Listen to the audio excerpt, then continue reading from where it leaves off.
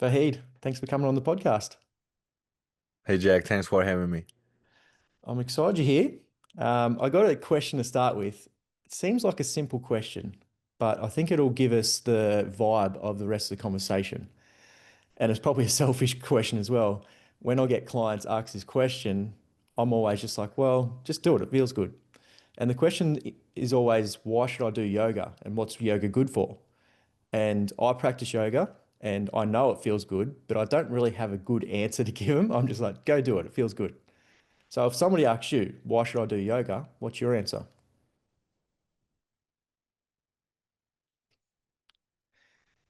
Well, I would ask them why should they do yoga? Like what even prompt them to think of asking me that question in the first place? Because it is such a versatile tool that you will exactly get what you want and more. But it is important for you to know what you want out of it. Even to like you can show up to yoga, like, okay, what's a good reason to do yoga? You can go to the yoga class to make six packs. You can go to yoga class to stretch your hamstrings. Very good for your lower back, amazing for your core, good for your balance. But you can also go to yoga to lose weight. You can go to yoga because everybody else is going to yoga. You can go to yoga because you heard it in your soap opera. You can go to yoga to check out girls or to make a boyfriend. Like the the truth, the universal reason to do yoga can be debatable, and I think I will answer from that perspective too. But the reason for you to do yoga could just be because it feels good. Could just be because you don't want to think about the chatter that your boss made earlier during the workday. It could be just be like to say F off to everybody and spend 69 minutes with yourself. So I think for you, you have to know why you want to show to a yoga class. And if we do have to come up with a universal, objective, academic reason to do yoga, I think it would be to study yourself. Like Hmm. this could be doing the pose, this could be breathing, this could be meditating, any aspect, but under the broadest umbrella of getting to know yourself, like self study. Hmm. Is that where the book came from? The idea of the book? The idea of the book kind of emerged itself when I teach the Bikram style, the hot yoga, very demanding, very structural. There is not initiatives that you as a student or you as a teacher can take too much. So as I teach the physical part of the class and then I witness physical, mental, or almost spiritual aspects of the practice when you see or when you experience it yourself, I would have little glimpses of, let's say, wisdom to relate to students without having the structure or the timing of the posture change too much because there's also security and predictability and you know what's going to come next and all that stuff. So I took notes. I literally took notes because like when you are concentrating on your leg, it is important how your mind is handling this situation. Like let's say you are doing a squat, a long squat. Now your legs are shaking. And as you or as I see the client or the student with shaky legs, I can literally see their thoughts start to tremble. They are either blaming the teacher, they are saying, "Oh, this is too long, too hard." They are like, "Oh, my legs are not strong enough."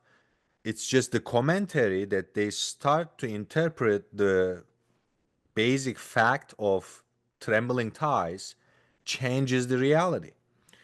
So when I saw these little gaps and how you can look at that moment from a different light, like imagine your legs are trembling, but in your mind you are saying, "Ah, this is my nervous system telling me that my legs are building up more endurance. So this is good. So like this is it. What I'm doing is working." If you went through the same factual example with that mindset, what is going to happen? So when I saw these things, I would be like, do you have to suffer when your body is suffering? I would like add little things, but those little notes, I would come out of the class and write it down. I would just think of something, write it down, and I took notes for like 6 years, coming out of the yoga class all sweaty, writing some things. And eventually, when I gathered it all together on a computer, I'm like, huh, like I am basically telling you about you. And I started to structure in a way from inquiring, literally inquiring why you show up to a yoga class, how you show up to a lobby and your interactions with a teacher. But even the interactions with the teacher and circumstances of how you are handling the posture is all a backway mirror to how you are handling the situation. So it starts as you being curious about you, and it finishes, okay, this is the default you, and this is the you who you say you want to be. How do you get there? Mm, I love that. And how you view um, stress or, tension on the body and flipping that switch. I think that's great. Like, how did you learn? Is that something you've learned or somebody taught you or just something you've noticed over time? So again, like you can interpret strain on the body in very different ways. Somebody holding that squat can give up in 10 Yeah. seconds or other people can last 10 minutes. So how can you sort of take that? I love that, just turning that switch and viewing something that's meant to be hard and stressful as a good thing. What is up, everybody? If you are vibing with this content and you want to start implementing it into your day-to-day life to find your true form, but you're not sure how, don't stress. I have got you covered. I have created a cheat sheet from over 270 podcast episodes. 9 things that just keep recurring, episode after episode, guest after guest. These 9 things are going to have a massive impact on your overall health and wellness and just well-being as well. Each thing I give you, I tell you, let you know why it's important, break it all down, but most importantly, I let you know how to implement it into your day-to-day life. Information's great, but unless you know how to use it, then it's kind of useless. And it's all in there. It is 100% free. All I want you to do is just implement, find your true form, and start living a long, healthy, happy life. Check it out in the show notes. Let's get back to the episode. I think first, what I kind of put in that like nothing is original. Obviously, we all learn something and then morph it into our own thing. So I take the different states of the body. I look at the body. Yoga is the union of body, mind, spirit, but you can't understand that these things are united if you don't individually understand them separately. Mm, So I look at the body. I have a very good understanding of the body. I look at the mind. I have a very good understanding of mind. Let's not dive too deep into the spirit yet. So my deep understanding of these things kind of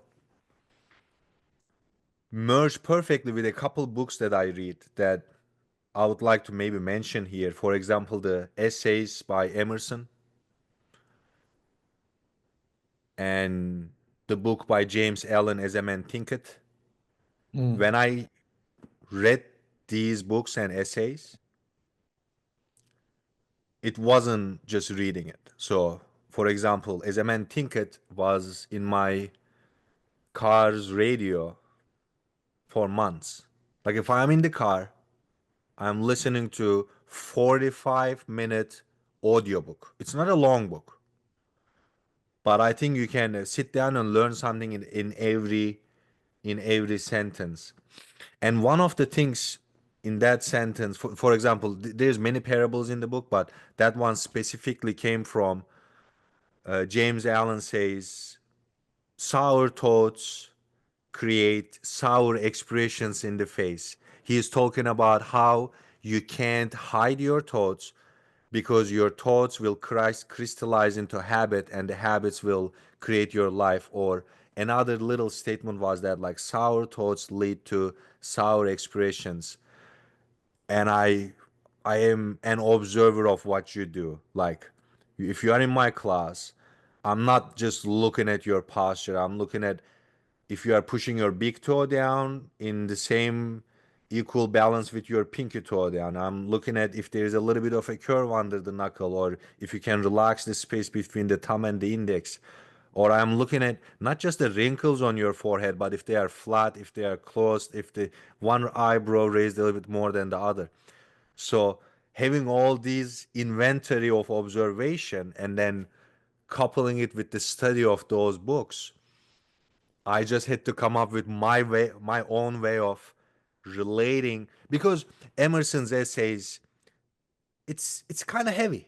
You know, as a man thinketh, you can listen to it once, you will get something out of it. But the next day you listen to, you will get just as much as the first day. It's gonna keep going because it's just so heavy, so dense. And I wanted to bring this to here to you when you are stressing out right before the work call, or right in the middle of the traffic, or right when you are doing the bench press, thinking whether you should do the 8 rep or not. I bring you and how you by default, like there's a jack when you are not thinking about him. That's the default jack. That's the jack that lives 90% of your life. And how does that jack behave, create your reality? Mm. So in the same manner, I'm like, okay, like there's a Wahid here that can make a plan 10% of the time. So rather than me making huge aspirational world changing plans in my 10% and then go be the savage in the 90%, I'm like, I have to put railways to the default Wahid who just lives his life unconsciously, automate, like in a reflective way, because that's how we function, you know. In order to not think too much and not use too much of brain power, we have to build habits and then do things unconsciously. So when I am conscious, I'm trying to dictate the parts of what I do when I just live unconsciously, when I'm not thinking about me. Mm.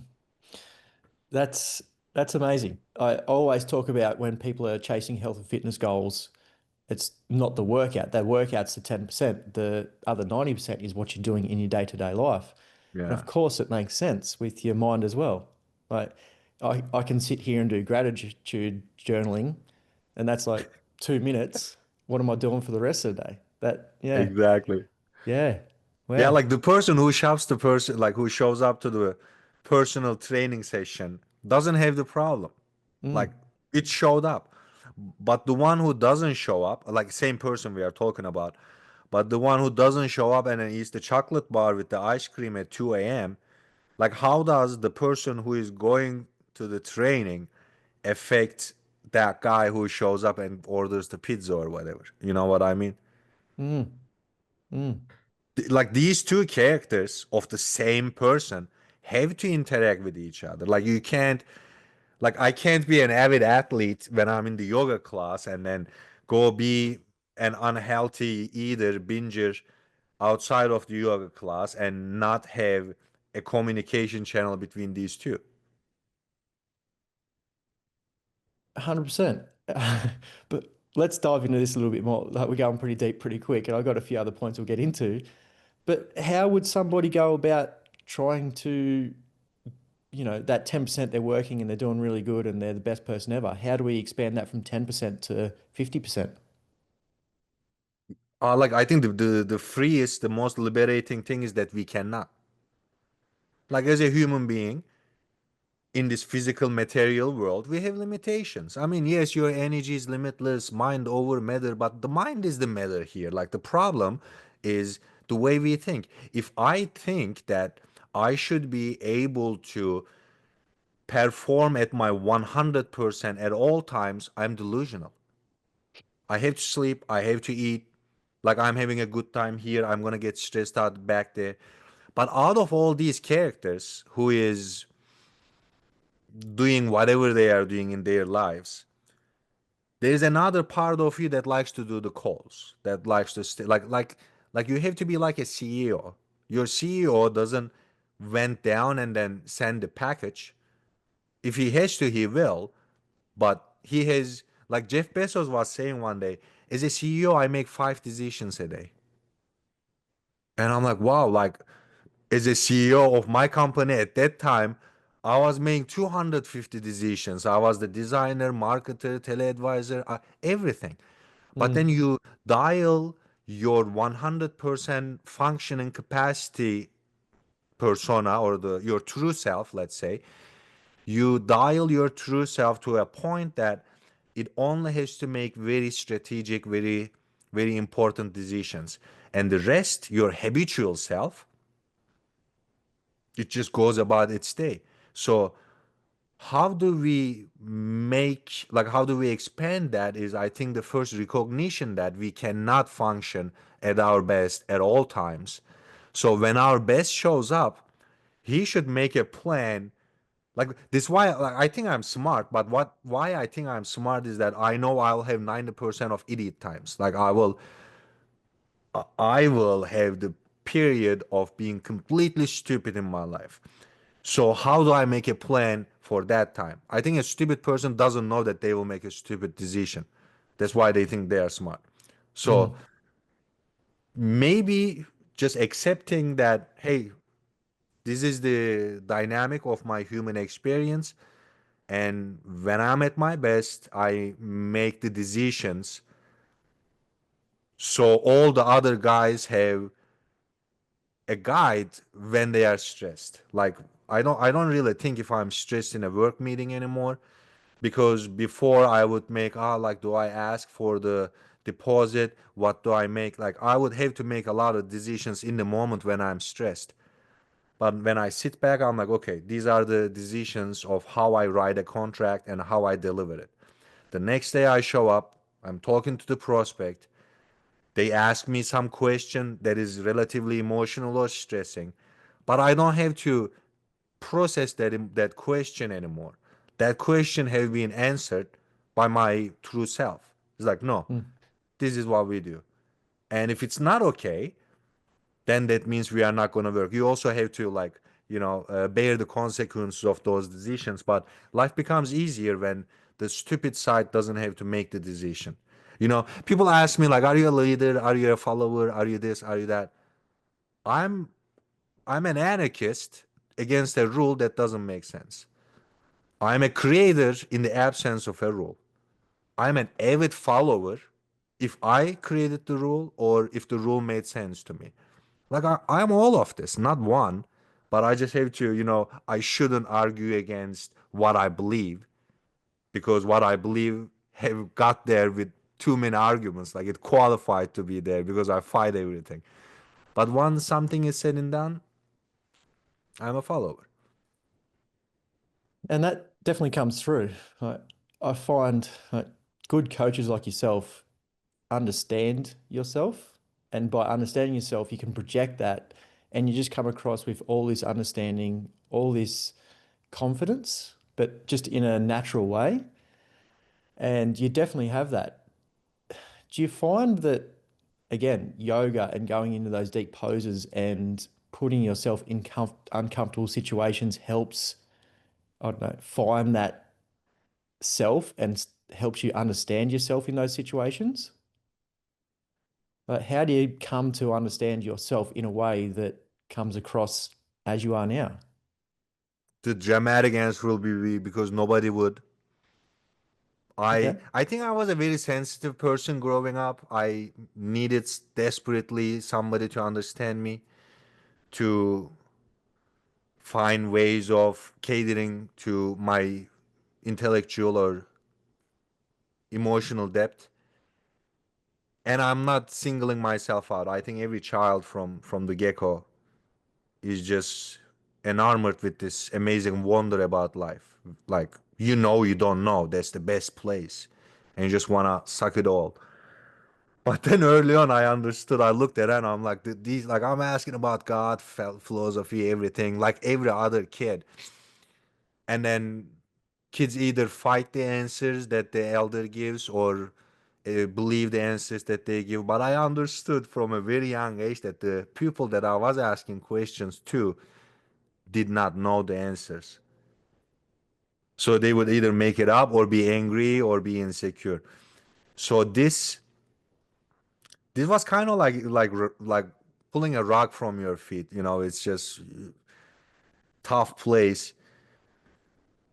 But eventually, when you ask a question, a good question, enough many times, the answers come true somehow, some way.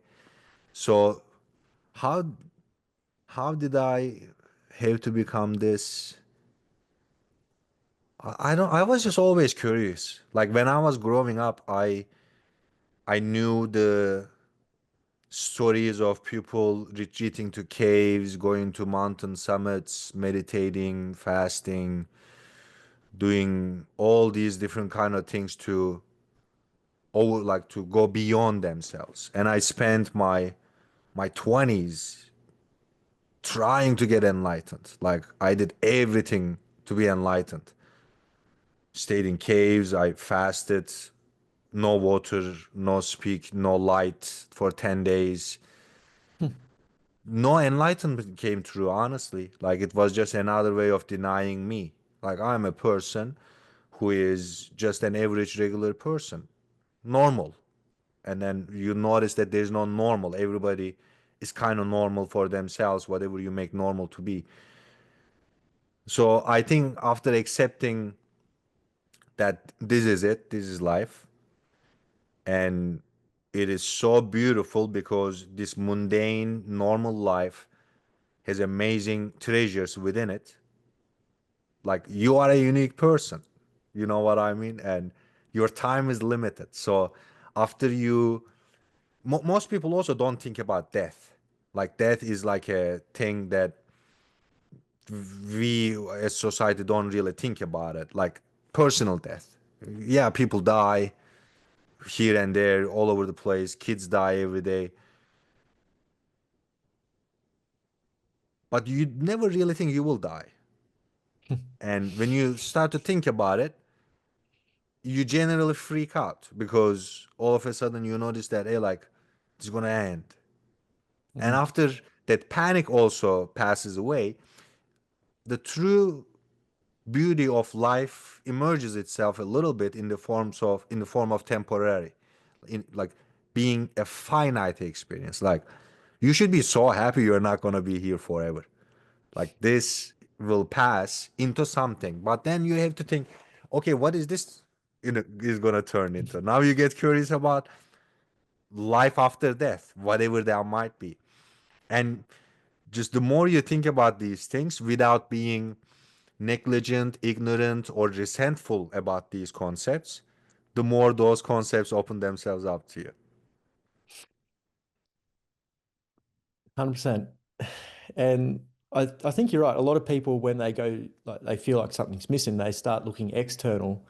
But the hardest thing is to look internal and accept Yeah. whatever you're trying to find, it's usually internal. And that does make you a lot happier. I want to maybe transition.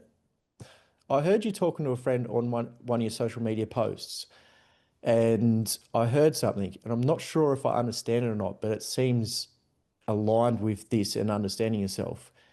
And you said something along the lines of if there's 30 people in the class, there's 31 projections of myself. Is that what you said? Is that what you Yeah. said? And can you unpack that a little bit? Yes. Yes. So, okay, you are in a meeting. There is 10 people. In that meeting, there is 11 jacks. There's this guy as he knows you, that person as she knows you. Everybody has a different opinion of you. One says he's a good guy because he bought me bagels. Do you guys eat bagels over there? We do. Delicious. One says he's a bad person because he cut me off before I was getting my coffee. Everybody has a different Jack, and they all think that they know Jack, but there's another Jack as you know yourself. There's another Jack as your parents know you. There's another Jack as your best friends know you. And understanding that you you have like most people also think that they have 100% control of how other people perceive themselves. Like I was dating 2 years ago, and she goes subconsciously, we don't really tell about ourselves when we are talking about ourselves, but we tell stuff other times. She goes, "Yeah, other people's of perception for me is very important for me, and I think I know what they think of me." So this was like a little pearl that I had to put in my mind, Mm, and I had to think about how impossible that is. mm, It is like it's impossible for me to make sure that you understand me in a certain way. But most people's, that's why most of my clients are like this, honestly, because the part of themselves that micromanages others' perception is running their life. Like I can't say a word here trying to make you believe that I'm an open-minded person or this or that. If I talk to you with that mindset, then I'm literally just to talk to you. Like I'm making up a persona to make you believe to something that I want you to believe so I will feel more secure about myself. Like did I can keep going or I can cut it right. Like in a way, let's go back to the 10 jacks with you being 11. It's all different from all other people's point of view. And we generally get consumed in the other person's perception, not knowing anything from like how I know me is the most important thing to me because that's how I make my decisions. That's how I think. That's how I relate to my feelings and life experiences. I can't think about me, but like according to Jack, Vahid was such and such guy. Like it doesn't matter what Jack feels if I'm relating to me. And then same for you too. You can use other people like the fact that you said you're a confident person touch me because it also aligns with the Vahid that I believe. It just kind of, puts a little smile on your face. But in the same manner, if you said, Wahid, you suck and you are an insecure person, I would react to it with the same way as, like, why do you have a ponytail? I'm like, huh. Like, I don't believe you, but I'm like, oh, why is this guy thinking that I have a ponytail? Like, I wouldn't believe it because I don't have a ponytail. I would react to it with the same attitude, but I would be very curious. I'm like, why does this guy think this? Because mm. what you think about me inadvertently is revealing you. Like you can't see me as me. Like I know you can't see me, but everything you see about me is telling me about you.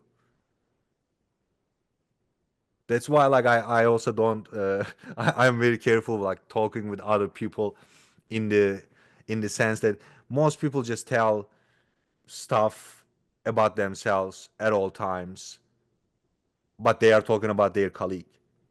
They are Mm. talking about their relative or the in-law or anything. I'm like, oh, tell me more. Tell me more about your in-law. Because if you weren't like that, you wouldn't even like we would be spending time on something else. You know what Mm. I mean? I'm not saying that in-law is that person or not. We don't know. It could be. But the fact that you are choosing to focus your energy complaining about the in-law or the coworker, it's telling me about you. How, and in this world, it's getting worse and worse. Obviously, social media adds to that. So it's not just the 10 people in the room. If you're putting yourself out there on social media or you're on social media, now you've got hundreds of thousands of people in the room that you're almost comparing yourself with or have that, what are these people thinking of me? How would you go about quietening that noise of all those thoughts of what people think of you, what you're thinking of the people, and just try to start understanding yourself? Again, like rules of averages. A lot of people will, I believe most people for the most time do not think. So it's like the voice of the crowd. Somebody will say no, somebody will say this, somebody people speak like most of the time people just talk just to unload their suffering in a way. Like it's real the baggage, the things that we carry, you can't hide it. You can't hide your emotional baggage. You can't hide the mental mess that you are in. But again, you have to look like you are a proper person who has all their shit together. So what do? You just criticize somebody else. You blame, you look with your evil eyes to somebody because everything about you is perfect. So it depends what kind of a mood I am in terms of if somebody is giving me some unfiltered, unasked, unopinion or unthought opinions. It will depend me. I'm like, how much of this me do I want to dig to? Because I always know there's an ignorant me always there. Like, if ignorance exists, it can never evaporate until you are dead. So I'm like, oh, okay, the ignorant Vahid showed up. How much do I want to have fun with him? So in a way, it's kind of like fun to be a bug in those comments every once in a while. But again, I know it doesn't matter. Mm, And it's fun to play with it because they think it matters. mm. And why do you said most people aren't thinking? Why do you think most people aren't thinking? Because it just takes so much energy. Processing something like I never understood that I never understood language until I learned another language. Like nobody taught me Turkish. I just sucked it up. Eventually, like if I say enough, and then that person looks at me enough many times, I'm like, oh, I guess mean that. Like I made random accusations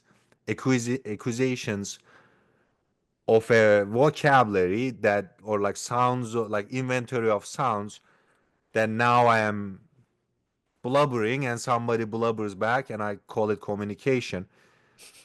But then I learned English right around when I was a teenager. So there is this huge emotional, intellectual mess of my Turkish life here. But then I switched to English. Like I feel no, like that overwhelming thing that I felt when I turned to English because I didn't have the words or the ways of expressing it, it would just go mute. Mm, So I started to understand that how like language is not just a whole bundle of sounds to yell at somebody. It is a very primitive way of diluting very complex ideas into a word, a sentences. So some other person who listens to it, or if it's writing, who reads it, can access to that vast idea, which is bigger than material world, and we just use this language as a means. So I had to study language, like what does mean this that.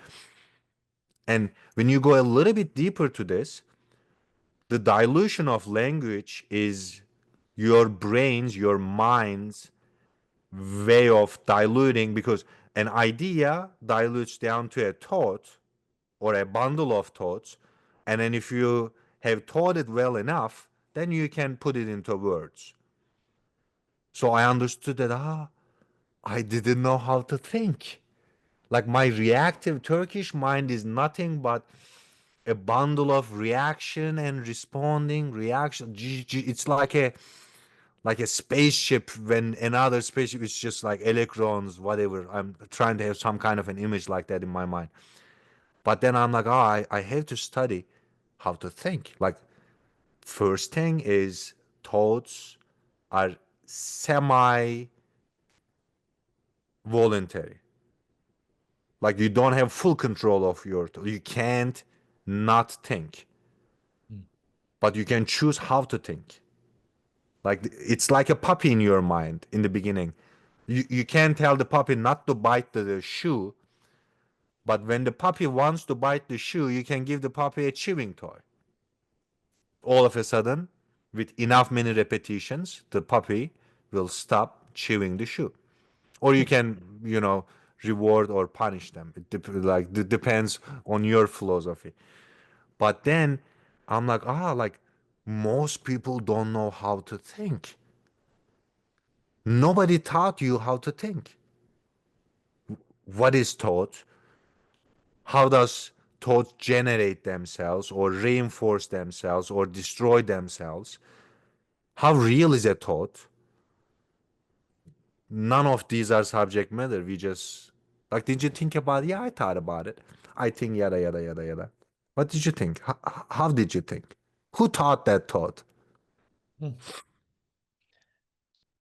Yeah, and like you're right. Even in when you're growing up in school, you're taught how to speak properly, but you're never taught how to think and think properly. And it's just Yeah. something that's completely skipped over. Hmm. Yeah, I think we should be taught how to think, how to feel.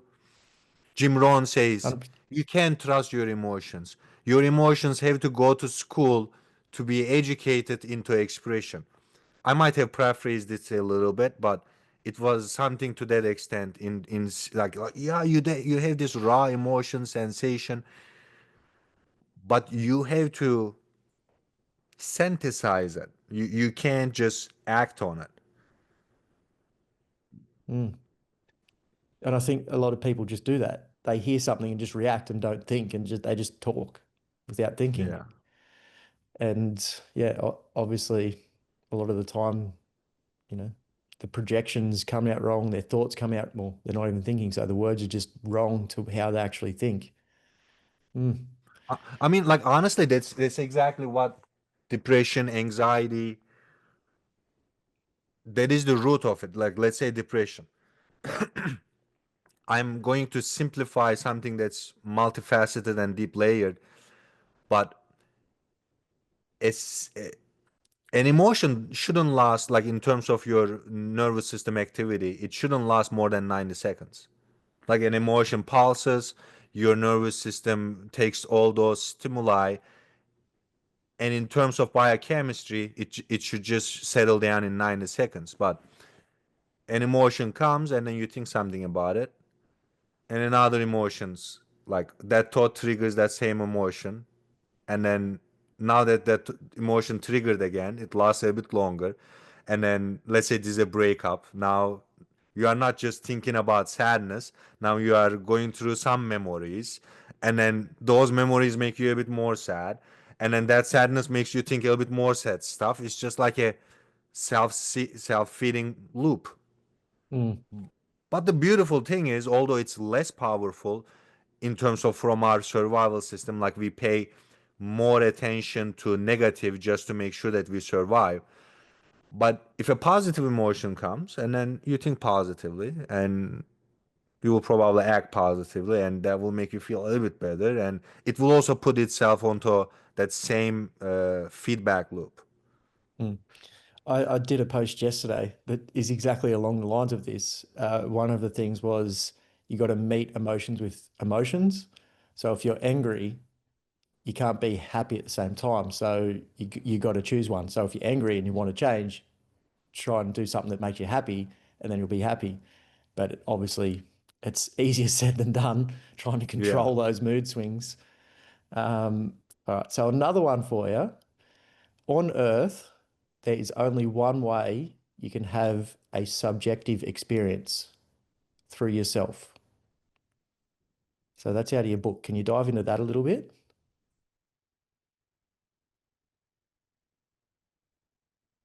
Yeah, I think this ties back to like our limitations again too. Everybody wants to think they are open-minded and they have a universal truth and don't they know the way. But if we are like in the time space continuum and you are you, you will have a unique subjective experience that will have to be different from everybody else, because there can't be two people in that same point that you are at. But we don't cherish or even understand the novelty of that experience because we don't really have a reference point to ourselves. And this experience is so traumatic and so acquired rather than learned like acquired unconsciously, like language, like your native language, is that in order to really value this treasure, you have to know. Like, a diamond doesn't just come out. Even after tons of years of pressure under earth, whatever, you still have to process it. Mm. Like, after the hard work, after the bottom of the well, after the lowest low, there is still more work, like the refinement work. And I advocate for that refinement in terms of understanding your tools of this experience. Like, we are in a VR.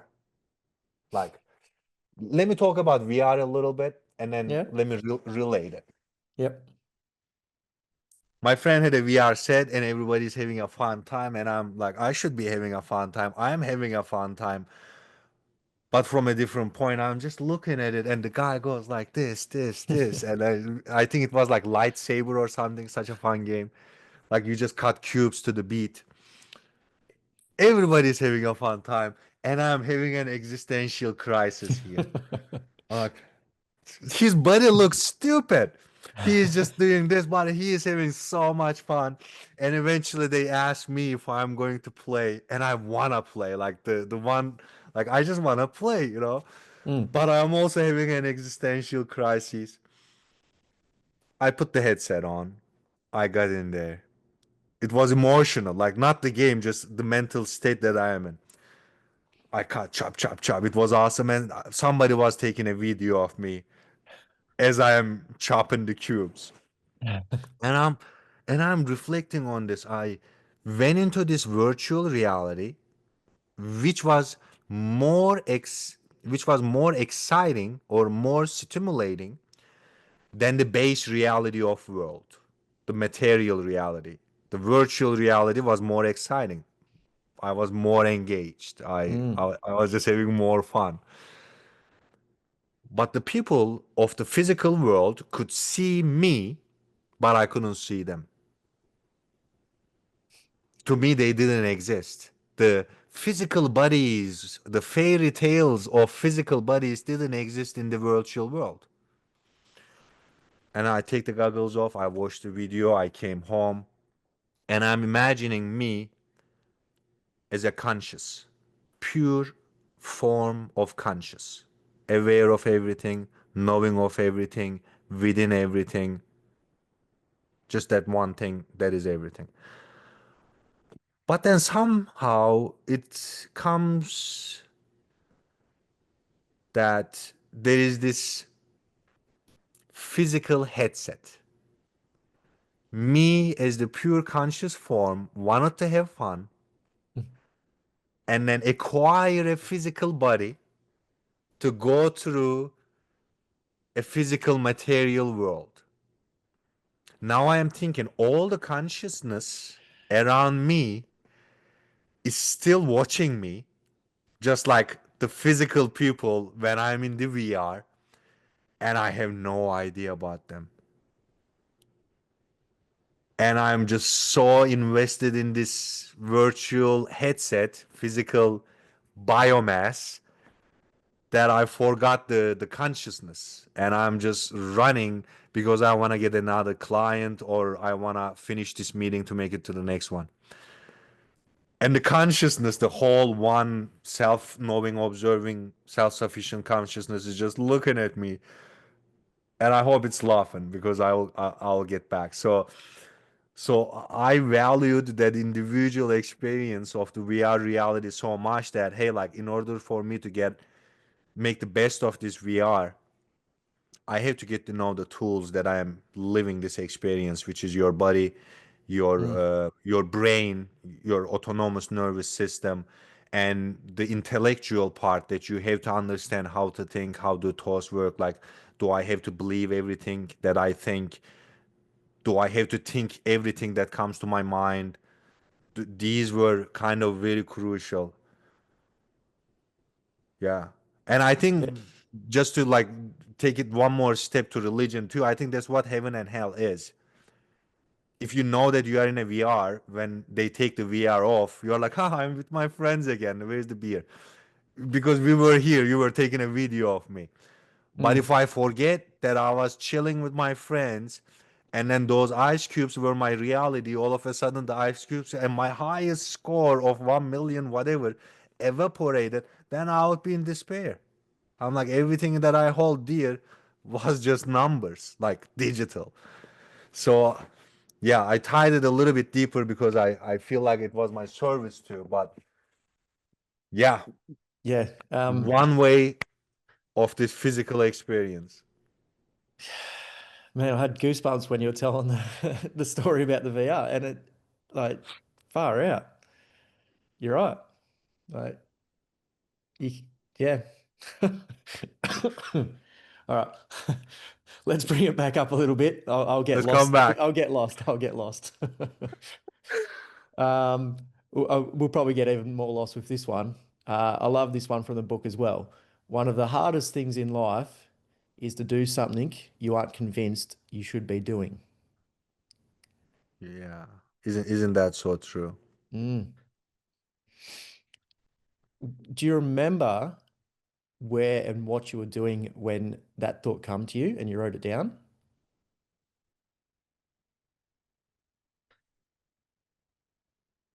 Give me one moment. No. Yeah, I do. Mm. It's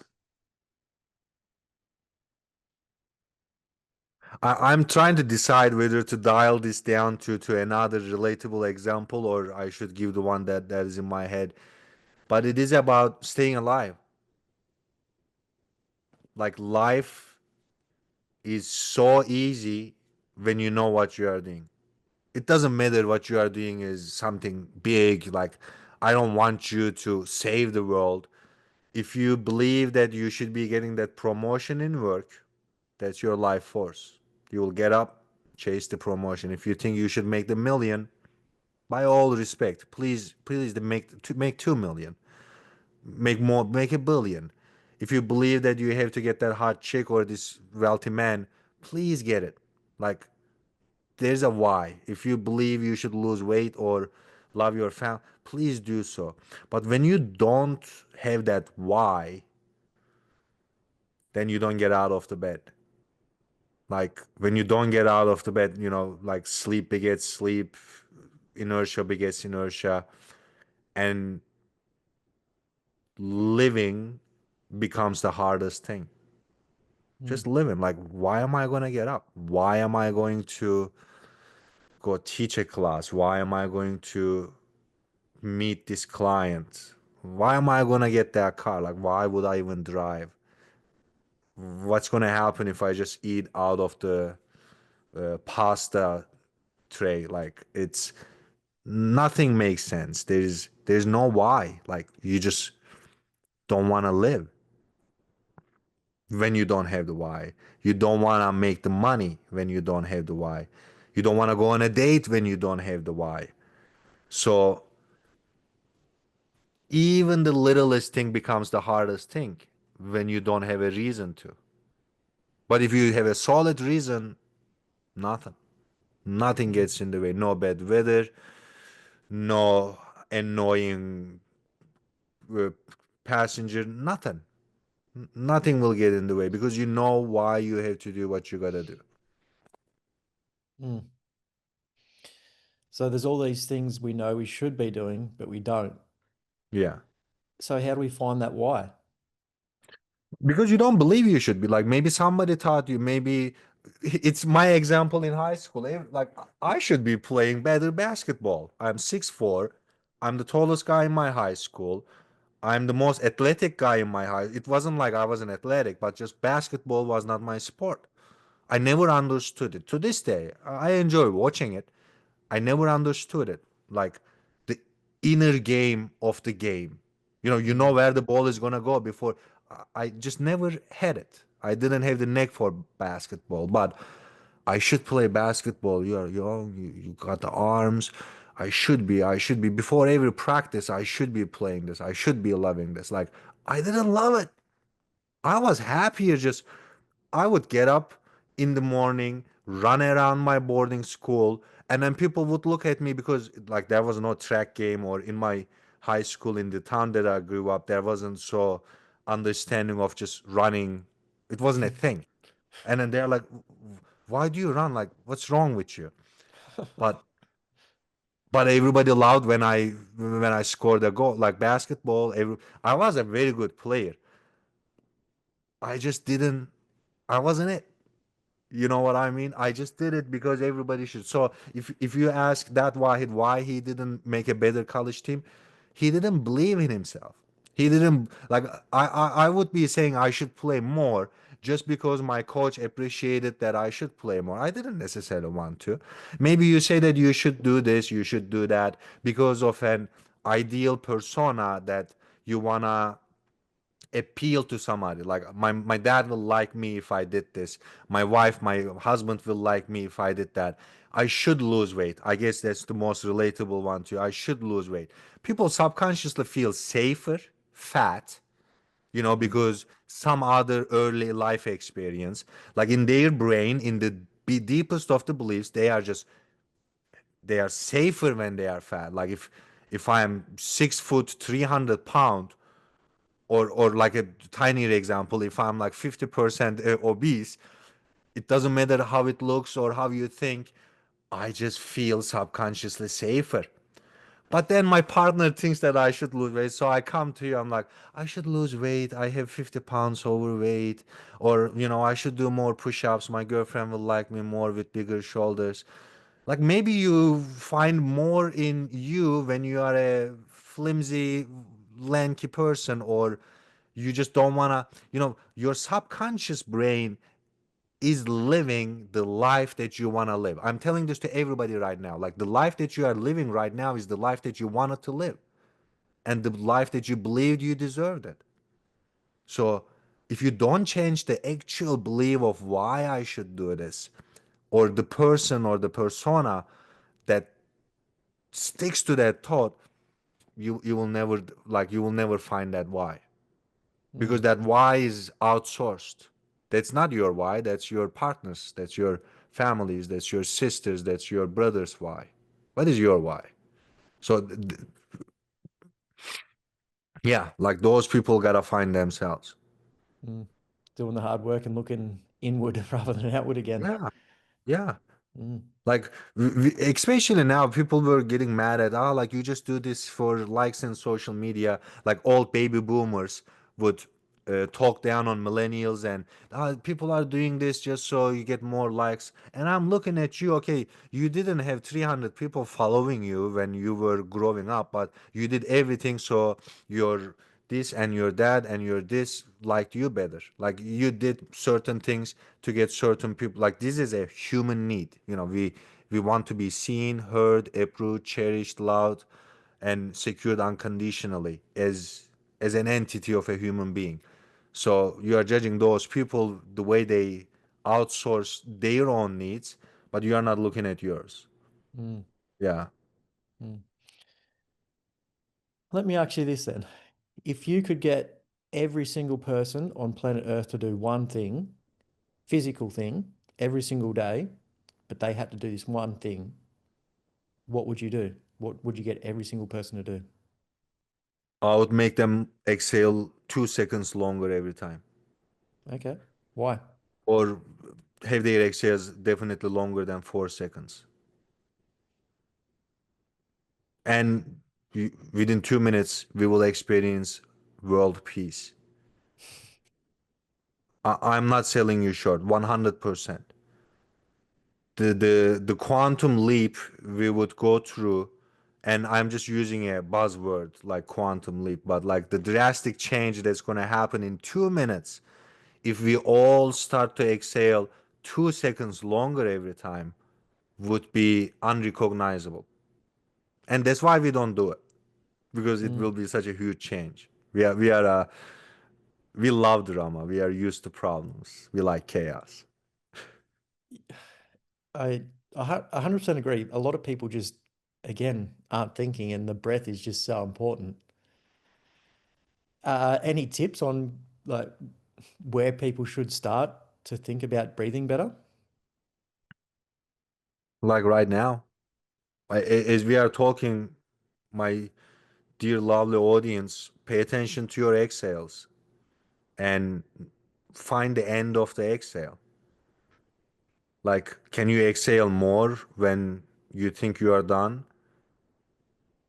And then, if you were to exhale more and not necessarily try to inhale, how would the natural inhale be? Like, how would the bottoms of the lungs feel? Like, every time you exhale, you are calming down your nervous system. You are honestly like I can like grab my ear over here, but maybe two, three extra connections. Every time you exhale, you are making your IQ higher. From the point that I can argue with this, high stress levels decreases your IQ up to 25 points. I don't remember from which university this study was, but it's an actual number. Up to 25 points loss of IQ when you are stressed. So the most important way of regulating your stress is your breath. Because every time you inhale, you increase your stress. Every time you exhale, you decrease your stress. You decrease your heartbeats, you calm down your nervous system activity. So every time you exhale, basically you are taking more stress out of your body. Inadvertently, you are getting those, like, who can afford to lose 25 points of IQ today? I guess those people on social media. Yeah, I'm not. Yeah, I just wanted to put a little bug to comment section. Yeah, fun. Sometimes fun. I look at my requests sometimes. No, People I just do. want to fight. Yeah, yeah, I agree. It's always fun when you meet somebody's aggressive comment with love and compassion or Yeah. understanding. You're like, oh, oh.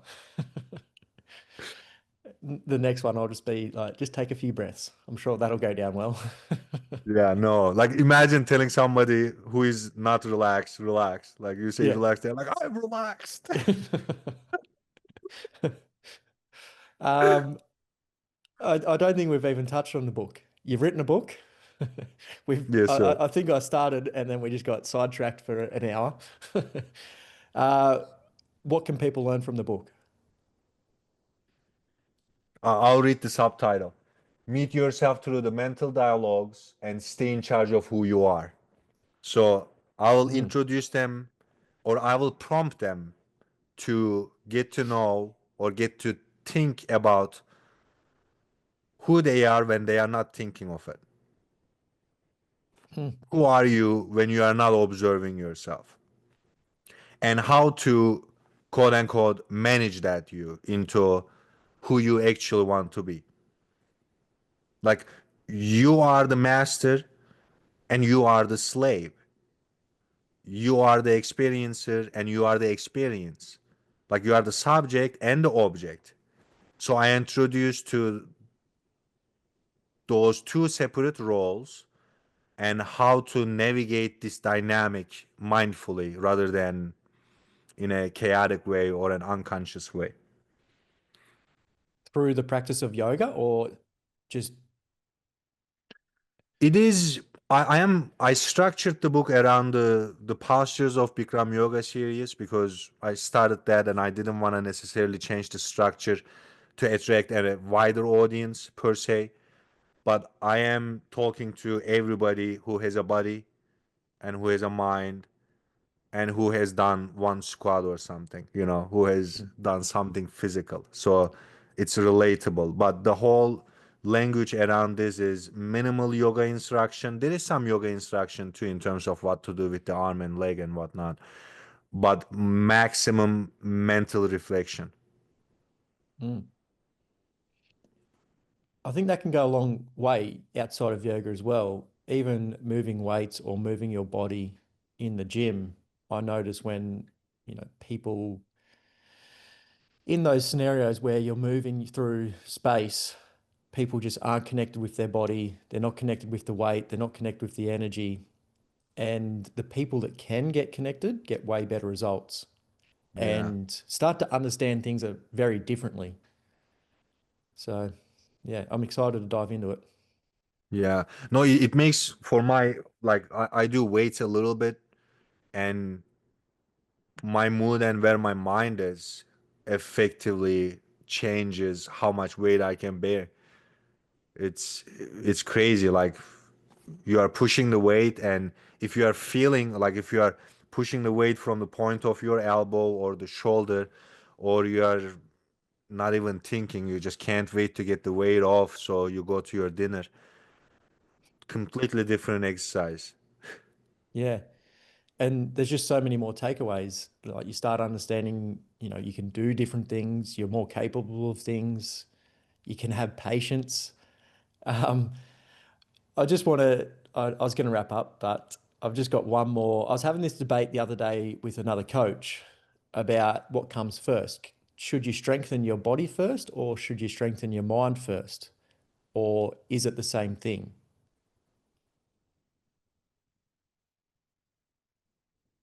You should use whichever one is stronger to make the other one strong.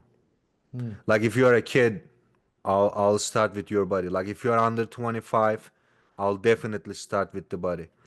If you are between let's say 25 to 50, I would address the mental aspect a little bit more, but you can't do it alone. Like it's I guess it's a good question to start with which one, but it will never be complete without the other one.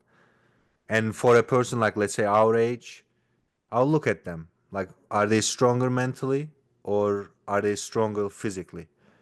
Because that strength will create the reward or pleasure loop of wanting to come back and do it again. And like we call it like top down or bottom up regulation too, from a like therapeutic point of view. Like, okay, your mind is stressed and you got to use your body to make your mind feel better. If it's maybe Mm. if you're too angry, you can't sit and meditate. You gotta make the body angry too by running or by lifting weights, or just the fuming mind has to be met with a fuming body, so they kind of cancel each other out. But at the same time, you are sluggish. You don't want to move. You don't want to lift a finger. Well, then you have to use your mind to up regulate that system. So Hmm. you will have to start with which one you have a better foundation in. And you work one on one with clients. When you come across a new client, like, what's the first thing you sort of dive into? Do you dive into the why? Is there a bit of a dialogue, or do you just get straight into some movement? I make them talk. Like in the beginning, the first session is mostly me listening to them, and the conversation starts. How did you end up here? Why are we doing this session? And from that point on, taking their narrative and seeing where it goes, I will either do something with it. But like if the person showed up to me because they hurt their knee, and as they are telling me about their knee, I understand that they have some fundamental uh, deficits in their thinking pattern, but they are here to fix their knee. I'm gonna fix their knee. We are gonna do lunges or band work or whatever. But if if you are there to like, I think it will depend. But my physical part is decreasing more and more because I'm having less time. It takes more time to like address you for an hour for your knee. Instead, we could just be talking about the things, and I can send you to a personal trainer to address the knee, which will be better usage of time for you and me too.